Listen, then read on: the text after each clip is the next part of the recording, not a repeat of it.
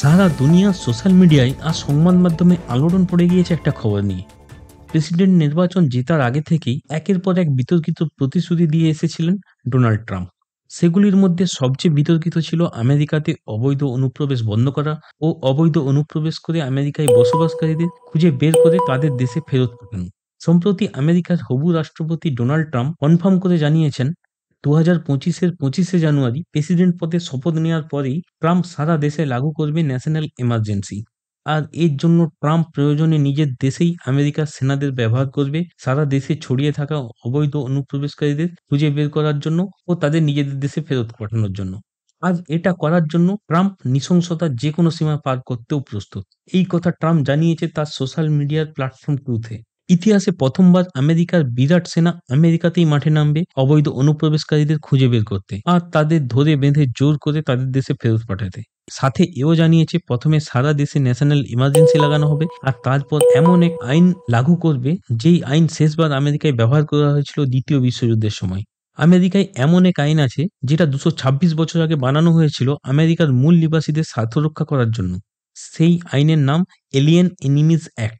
এই alien enemies act অনুযায়ী আমেরিকার প্রেসিডেন্টকে এক ইউনিক পাওয়ার দেওয়া হয়। যদি আমেরিকার প্রেসিডেন্ট কোনো ব্যক্তিকে মনে করেন যে সেই ব্যক্তি আমেরিকার নাগরিক নন, প্রেসিডেন্ট চাইলেই তাকে জোর করে আমেরিকা থেকে বের করে দিতে পারেন। প্রয়োজনে সেনাবাহিনীর সাহায্যও নিতে পারে প্রেসিডেন্ট। আর প্রেসিডেন্টের এই কাজে কেউ বাধা দিতে পারবে না। না দেশের সর্বোচ্চ আদালত, না কোনো বিচারপতি, না কোনো মানবাধিকার সংগঠন, কেউ না। আমেরিকা লাস্ট এই আইন ব্যবহার করেছিল দ্বিতীয় বিশ্বযুদ্ধের সময়। ওই সময় আমেরিকা থেকে হাজার হাজার জাপান, জার্মানি আর ইতালির নাগরিকদের জোর করে আমেরিকা থেকে বের করে দেওয়া হয়েছিল। কেননা ওই সময় দ্বিতীয় বিশ্বযুদ্ধে আমেরিকার বিরুদ্ধে ছিল জাপান, হিটলারের জার্মানি আর মুসোলিনির ইতালি। মানে বুঝতেই পারছেন আমেরিকার ইতিহাসে সবচেয়ে বড় অনুপ্রবেশকারী বিতাড়িত করার কাজ শুরু হতে চলেছে। দেখুন, এটা কিন্তু ট্রাম্প হঠাৎ করেই প্রথমবার বলছে না। ভোটের প্রচারের সময় এই কথা অনেকবার ট্রাম্প বলেছে। প্রথমবার রাষ্ট্রপতি হবার পরেও ট্রাম্প কিন্তু এই অবৈধ অনুপ্রবেশ নিয়ে অনেক কড়া সিদ্ধান্ত নিয়েছিলেন। মেক্সিকো বর্ডার থেকে অনুপ্রবেশ আটকানোর জন্য ট্রাম্প বিশাল লোহার প্রাচীরও বানিয়েছিল আমেরিকা মেক্সিকো বর্ডারে। তাই ট্রাম্পের এই পরিকল্পনা নিছকই প্রতিশ্রুতি নয় কিন্তু। আর এটা করার জন্য ট্রাম্প যে কথার যুক্তি দিতে পারে সেটা হলো অবৈধ অনুপ্রবেশ ঘটার ফলে আমেরিকাতে ক্রাইম আর বেকারত্ব অনেক গুণ বেড়ে গিয়েছে। তবে বেশিরভাগই মনে করে সেই যুক্তি একেবারেই মিথ্যে নয়।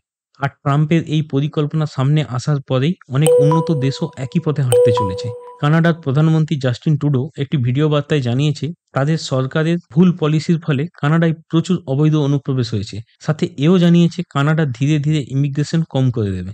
আরও একটি কথা জানিয়ে রাখি, এবার কিন্তু ট্রাম্প সরকার আরও শক্তিশালী। পার্লামেন্ট হাউসের রিপ্রেজেন্টেটিভ আর সেনেট দুই জায়গাতেই একক সংখ্যাগরিষ্ঠতা রয়েছে ট্রাম্পের দলের। তাই এখন তিনি চাইলেই এই কাজ করতে পারেন। এবার আসা যাক এই মাস বিতাড়নের প্রভাব ভারতের উপর কতটা পড়বে। দেখুন, আমেরিকাতে ভারত থেকেও প্রচুর অবৈধ অনুপ্রবেশ হয়। তাই এই অনুপ্রবেশকারীদের বিতাড়িত করা হলে অনেক ভারতীয় যে মহাবিপদে পড়বে তা তো বুঝতেই পারছেন। কিভাবে ভারত থেকে আমেরিকায় অবৈধ অনুপ্রবেশ হয় তা নিয়ে এক আলাদা ভিডিও বানানো আছে আমাদের চ্যানেলে। লিংক আমি কমেন্টে দিয়ে দিয়েছি। আপনারা চাইলে চ্যানেলে গিয়েও দেখতে পারেন। এসব দেখে মনে হতেই পারে ট্রাম্প সারা আমেরিকাতে ভারতের এনআরসি শুরু করতে চলেছে। তবে এর প্রয়োগ আর ভালো বা খারাপ প্রভাব দেখতে হলে আর কিছুদিন অপেক্ষা তো করতেই হবে আমাদের। ভিডিওটি ভালো লাগলে লাইক করুন, শেয়ার করুন। এরকম আরও ভিডিও পেতে আমাদের চ্যানেলটি সাবস্ক্রাইব করুন। ভিডিওটি দেখার জন্য ধন্যবাদ।